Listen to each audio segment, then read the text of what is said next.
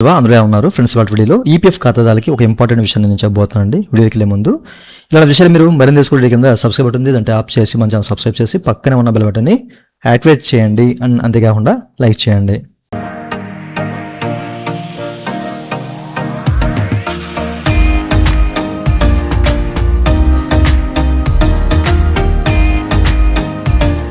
ఇక టాపిక్లోకి వెళ్ళే ముందు పీఎఫ్ సంబంధించిన క్వైరీ సర్వీస్ కావాలంటే పే సర్వీస్ ఉంది, మమ్మల్ని అయితే కనెక్ట్ అవ్వచ్చు. మా వాట్సాప్ నెంబర్ వీడియో కింద మీకు డిస్క్రిప్షన్ ప్రొవైడ్ చేసాము. వాట్సాప్ ద్వారా మాత్రమే మమ్మల్ని అయితే కనెక్ట్ అవ్వండి. అలాగే స్క్రీన్ మీద కూడా ఉంటుంది, చెక్ చేసుకోండి. అయితే ఈ వీడియోలో మీరు ఇక్కడ చెక్ చేసుకోవచ్చు, ఓకేనా. మనకి ఏంటంటే 239వ సిబిటి మీటింగ్ అనేది కనెక్ట్ చేశారు కదా, ఓకే. ఈ సిబిటి మీటింగ్లో మనకి ముఖ్యంగా రెండు ముఖ్యమైన అప్డేట్స్ అండి. మొదటిది వచ్చేసరికి ఈ యొక్క వడ్డీ అనేది, ఓకేనా, 2025-26 ఆర్థిక సంవత్సరం వడ్డీ అనేది 8.25%గా వీళ్ళు రికమెండ్ చేశారని చెప్పేసి మీకు చెప్పాను కదా. మన సెంట్రల్ బోర్డ్ ఆఫ్ ట్రస్టీస్ వాళ్ళు 8.25% వడ్డీ రేట్ని రికమెండ్ చేశారండి ఆర్థిక శాఖకి.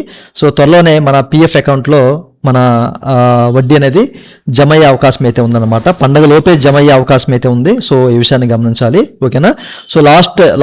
లాస్ట్ ఇయర్ అంటే మనకి 2024-25 ఆర్థిక సంవత్సరం వడ్డీ అనేది ఎంతైతే ఉందో సేమ్ అదే వడ్డీ అనేది ఫిక్స్ చేయడం మనకి ఇది చాలా ఆనందకరమైన విషయం అని చెప్పేసి అనుకోవాలి. వీళ్ళు గత సంవత్సరాలతో పోల్చుకుంటే ఎప్పుడు కూడా 8% వడ్డీ తక్కువ కాకుండా క్రెడిట్ చేస్తున్నట్లయితే వీళ్ళైతే క్లియర్గా ఇక్కడ చెప్తున్నారన్నమాట, ఓకే. అండ్ ఆ తర్వాత రెండో విషయం వచ్చేసరికి మీరు ఇక్కడ చెక్ చేసుకోవచ్చండి. ఇనాపరేటివ్ అకౌంట్ గురించి వీళ్ళైతే క్లియర్గా ఎక్కడైతే మెన్షన్ చేశారన్నమాట. మనకి మాజుక్ మాండవే గారు కొత్త పైలట్ ప్రాజెక్ట్ని ప్రారంభించామని చెప్పేసి అన్నారు కదా. దీని అయితే వీళ్ళు పూర్తిగా ఈ 239 సిబిటి మీటింగ్లో ఆమోదించడం జరిగిందనమాట, ఓకేనా.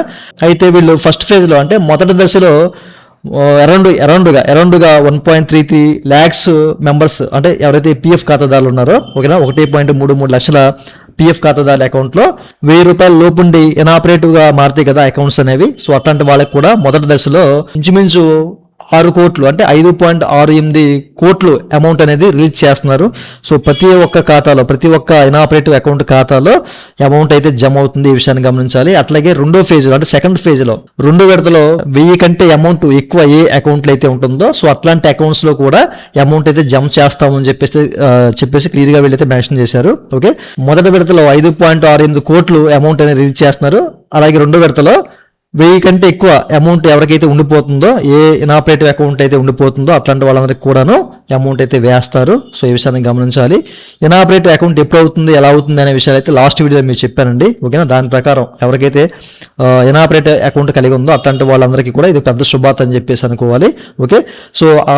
ఆధార్ సీడెడ్ మన మెంబర్ ఐడికి ఏదైతే ఆధార్ సీడ్ అవుతుందో దాన్ని బేస్ చేసుకుని దానికి లింక్ అయిన బ్యాంక్ అకౌంట్ కానివ్వండి, అలాగే పిఎఫ్ అకౌంట్కి లింక్ అయి ఉంటుంది కదా బ్యాంక్ అకౌంట్, దాంట్లో కానీ మీకు అమౌంట్ అయితే పడే అవకాశం అయితే ఉంది. ఈ విషయాన్ని గమనించాలి. ఇట్లా మనకి ఈ యొక్క సిబిటి మీటింగ్లో ఈ యొక్క ముఖ్యమైన ఈ 2 అప్డేట్స్ అయితే ఈపీఎఫ్ఓ వినిపించింది. సిబిటి మీటింగ్లో మన సెంట్రల్ బోర్డ్ ఆఫ్ ట్రస్టీస్ వాళ్ళు ముఖ్యమైన 2 తీపి కబుర్లు అయితే వినిపించారు. ఇదండి వాళ్ళ వీడియో. ఈ వీడియో మీకు నచ్చితే లైక్ చేసి మనం సపోర్ట్ చేయండి. అలాగే 2 విషయాలు మీరు మధ్య కింద సబ్స్క్రైబ్ బటన్ ఉంది, అంటే ఆప్ చేసి మనం సబ్స్క్రైబ్ చేసి పక్కన ఉన్న బటన్ అలవాటు చేసుకోండి. Thank you for watching. జై హింద్.